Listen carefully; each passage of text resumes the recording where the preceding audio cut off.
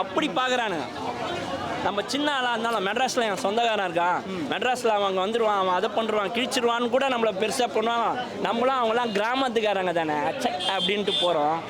But நம்ம கூட கொஞ்ச நேரம் ஊரில் இருந்தாலும் அவன் நம்மளோட இருந்த நிகழ்வுகளை அவன் சுமந்துட்டு இருக்கான் வாழ்நாள் ஃபுல்லாக. நம்ம பெரிய பெரிய மயிர்னே சொல்கிறேன், மயிர்னு நினச்சிக்கிட்டு நம்ம இங்கே வாழ்ந்துன்னு இருக்கோம். அப்புறம் தான் தெரியுது நம்ம சொந்த பந்தங்களை விட்டு இருக்கோம்.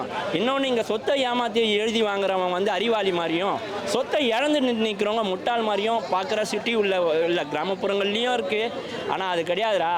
அக்கா தங்கச்சிங்க தம்பிங்க மேலேயும் பெரியவங்க மேலேயும் இருக்க உண்மையான பாசத்தின் அடிப்படையில் அவங்க விட்டு கொடுக்குறாங்க. அதுதான் வாழ்க்கையாக நினைக்கிறாங்க. நீ பணம் காசெல்லாம் சம்பாரிச்சாலும் அது உனக்கு பிரயோஜனம் கிடையாது.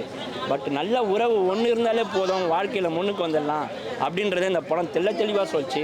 அரவிந்த் சாமி கார்த்தி போட்டு நடிச்சிருக்காங்க. ஆமாங்க, ரெண்டே பேர் தான் படம். அவங்களுக்காக மற்றவங்க சப்போர்ட்டிங்கில் வராங்க.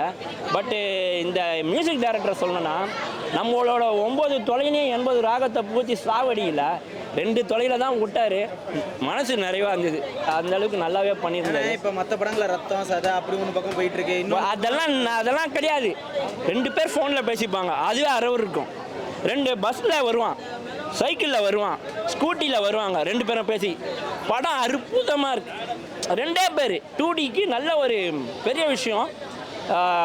கார்த்திக் சார் இன்னசென்ட்டான ஊர் கிராமத்து அங்கே ஒருத்தன் இருப்பான்ல நம்மளுக்குன்னு, அவன் கேரக்டரை கொன்று எடுத்துட்டா போல. பக்கத்து சீட்டுக்காரனுக்கு எனக்கும் சண்டை.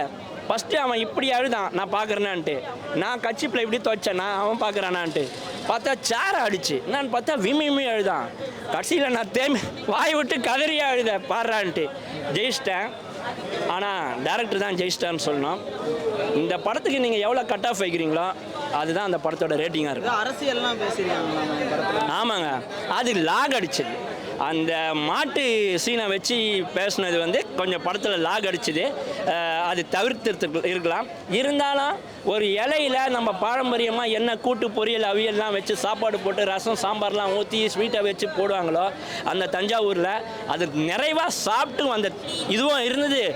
லீவு கிடைக்கிறப்போ ஊருக்கு போயிட்டு நம்ம ஜனங்களோட சந்தோஷமான்ட்டு வரணுன்ற ஒரு அறிவும், நீலாம் ஒன்றும் கிடையாதுரா அப்படின்ற ஒரு என் தலைகணத்தை உடைக்கிற மாதிரி ஒரு விஷயத்தையும் வச்சிருக்கிற டேரக்டருக்கே ஹேண்ட்ஸ் அப் பண்ணுறேன்.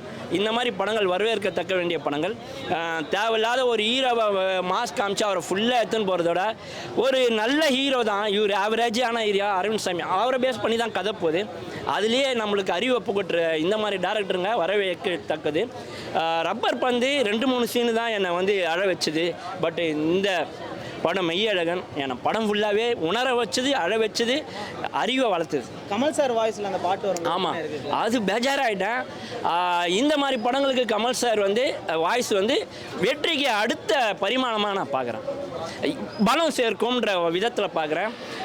முடிஞ்சால் இந்த உப்மா கம்பெனி டேரக்டருக்கெலாம் இந்த டேரக்டர்கிட்ட ஒரு டம்ளர் வாங்கி கொடுங்க. அவங்க ஊர் தண்ணியை, தஞ்சாவூர் தண்ணியை. நன்றி.